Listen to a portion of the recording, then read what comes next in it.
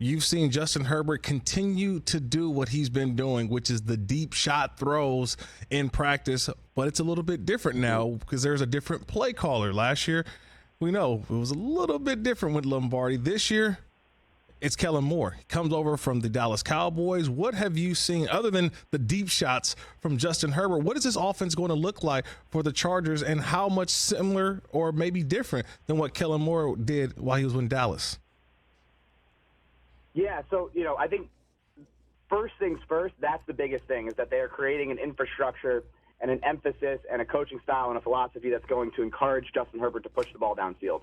But on top of that, the one thing that was rather frustrating to watch about Joe Lombardi's offense was that it's super condensed, and it's all operating in the middle of the field, a lot of condensed formations, and it means that all of your routes, all of your combinations have to be super precise. There's not as much room to operate. That's just the reality of that offensive scheme. Kellen Moore comes from a lot of different places. He has a lot of different influences in his coaching career, but one big influence for him was Scott Linehan, both in Detroit and in Dallas. And Linehan is one of the preeminent disciples of the spread offense.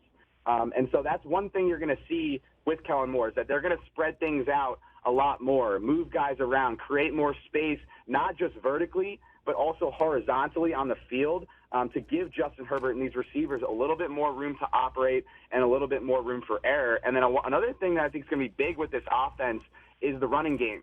I think they're going to simplify the running game. It's going to be a north-south running game. They're going to get after people and go downhill and use some of these really strong interior linemen between, Zion Johnson at left guard, Jamari Salyer at right guard, Corey Linsley at center, and really go downhill and attack off the ball and be a north-south running game that's a little bit simplified to allow these guys to play fast, really operate between the tackles, and then, attack on the outside with some bells and whistles, whether it's, toss plays, jet sweeps, those type of things. But they're going to major in being a north-south between the tackles run team, and I think that's going to lead to better overall run output, which will obviously take some of the pressure off of Justin Herbert's shoulders.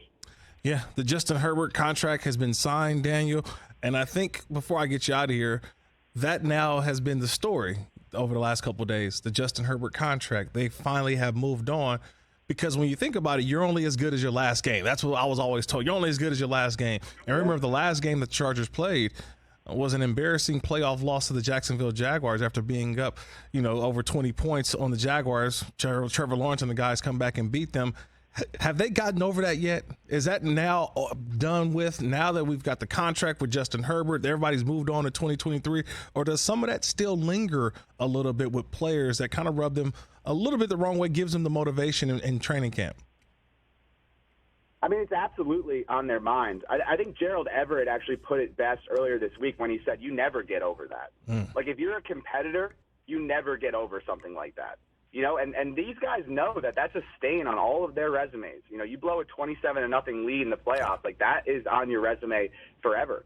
And the only way to overcome that is to go ahead and win a Lombardi. Like, that's it, and they understand that. And honestly, like, these guys should be thinking about that game every single day, because that's the motivation that you need to go out there and perform. And we'll see. Like, I don't know what kind of impact it will have.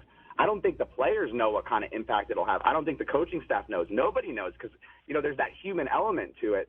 And we're going to find out when they step on the field in week one, if this is going to be, something that's beneficial and boost the team forward, or if it's going to be a detrimental thing that hangs over the team. Like, that's something that I can't answer until I see this team go out and perform in a regular season game. Catch the Rich Eisen Show every single day on the Roku channel, 12 to 3 Eastern, for free.